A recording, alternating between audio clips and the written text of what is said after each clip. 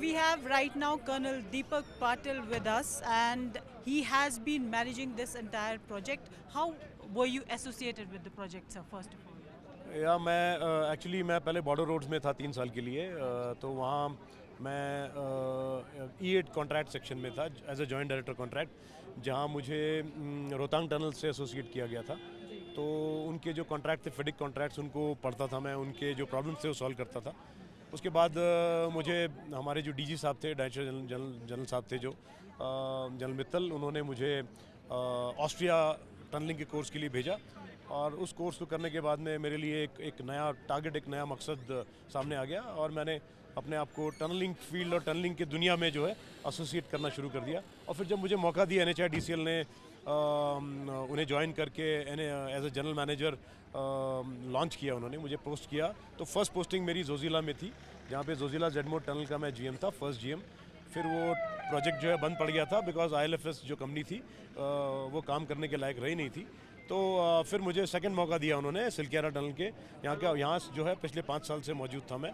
और जो first blast यहाँ लिया गया था, तब से मैं इसी प्रोजेक्ट में था।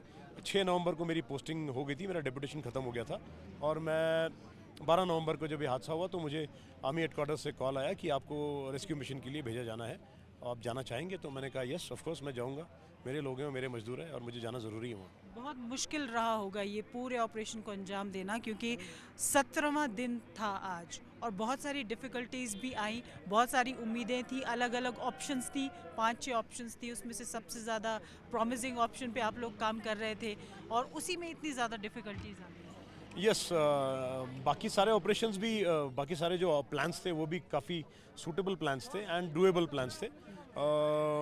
बट ये जो प्लान था, ये इसमें टनल को जो हानि होने के चांसेस बड़े कम थे, और यहाँ से हम बहुत पास थे उनके। तो हमने सोचा था कि इसी प्लान को हम लगे रहेंगे और इसको फिनिश नहीं करेंगे।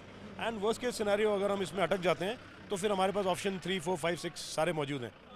क्या इस ऑप्शन को ऑप्ट करने से पहले क्या क्या दिमाग में आया था, क्या क्या चीज़ों को कंसिडर किया गया था? इस ऑप्शन को प्लान करने से पहले हमने ये देखा था कि इस ऑपरेशन में क्या क्या कमियां हैं, और कहाँ कहाँ हम अटक सकते हैं, और तो वो रिसोर्सेज हमने एब इनिशियो ला करके प्लेस करने शुरू कर दिए थे। And I think we did a successful and a good job. किस किस तरीके से दिक्कतें आई और कैसे कैसे आप आगे बढ़े हैं इसमें?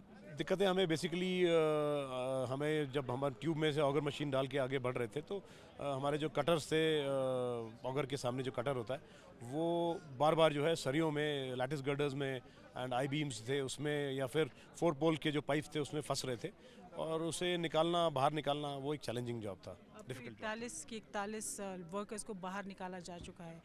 बहुत खुशी होगी, बहुत मनोबल भी बढ़ा होगा यस, काम करने वालों का, सभी का ही।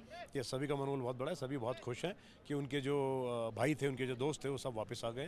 उनकी फैमिलीज बहुत परेशान थी, लेकिन हमारे सारे सीनियर ऑफिशियल्स उनसे कंटिन्यूसली संपर्क में थे। डिस्ट्रिक्ट एडमिनिस्ट्रेशन, DM, SP वगैरह, वो भी संपर्क में थे, और वो उन्हें सबको दिलासा दे रहे थे कि everything will be perfectly all right.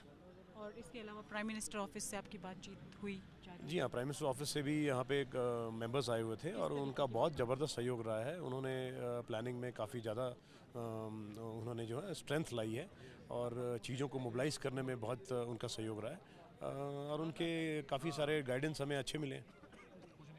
Thank you. हमसे बात करने के लिए। सो ये कर्नल पाटिल जो बता रहे थे कि बहुत सारी डिफ़िकल्टीज़ के बाद, after so many difficulties and after 17 days of hard work and all the effort being put in by the authorities, they have finally been able to rescue 41 workers from inside the tunnel who were trapped inside the tunnel for 17 days.